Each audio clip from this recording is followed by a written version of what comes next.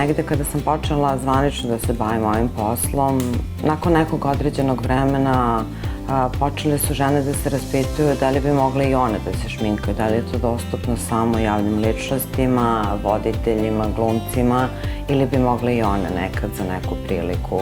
I počela sam da šminkam žene za neke njima bitne momente u njihovom životu.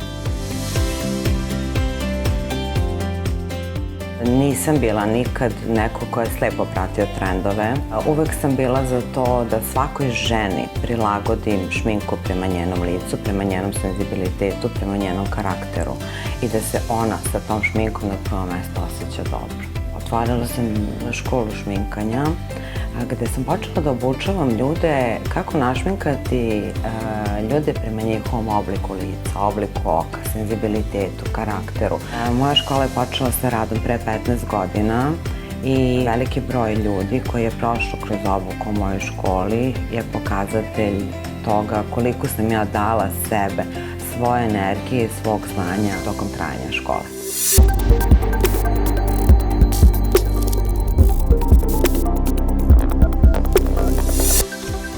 Ima dosta izazova na tom putu, a najveći izazovi su da znate sve trendove, da ih pratite, ali da ih koristite upravo onoliko koliko vama to treba. Da znate da ih primenite. Neki ljudi treba da imaju top trendove na sebi primenjene, a imate opet ljude kojima ne možete da primenite uopšte trendove, koji će ostati dosledni nekim svojim starim načelima, starim načinima šminkanja. Oni se tu osjećaju dobro i treba ih i ostaviti u tim okvirima.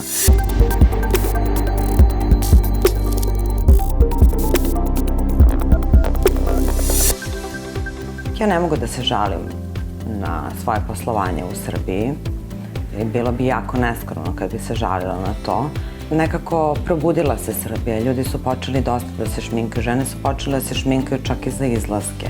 Da ne pričamo da je postalo normalno našminkati se za rođendan, za svadbu, za slavu.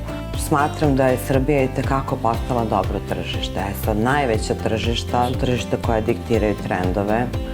Svakako da bih volela da sam tamo, da sam deo tog tržišta, ali ne mogu se žaliti nikako ni na ovo naše tržište koje se i tekako probudilo u zadnjih nekoliko godina.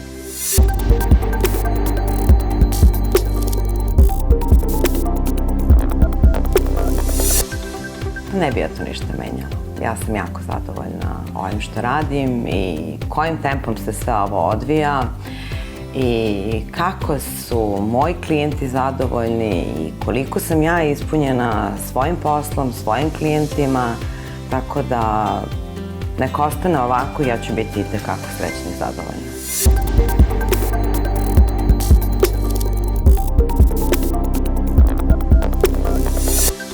Srbija jeste zemlja inovacija, jer nekada niste mogli ništa da saznate, da pročitate, da niste mogli da pratite trendove. Sad možete sve to da pratite. Sad imate ovde otvorene najveće lance parfimerija svetskih, imate prisutne gotovo sve svetske brendove, imate prisutne društvene mreže, naravno, gde možete dosta da se edukujete.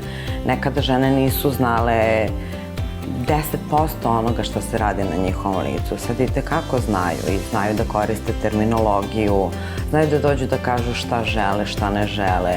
Tako da dosta toga je dostupno sad u Srbiji i dosta su naše žene napokon mogle da se edukuju po tom pitanju.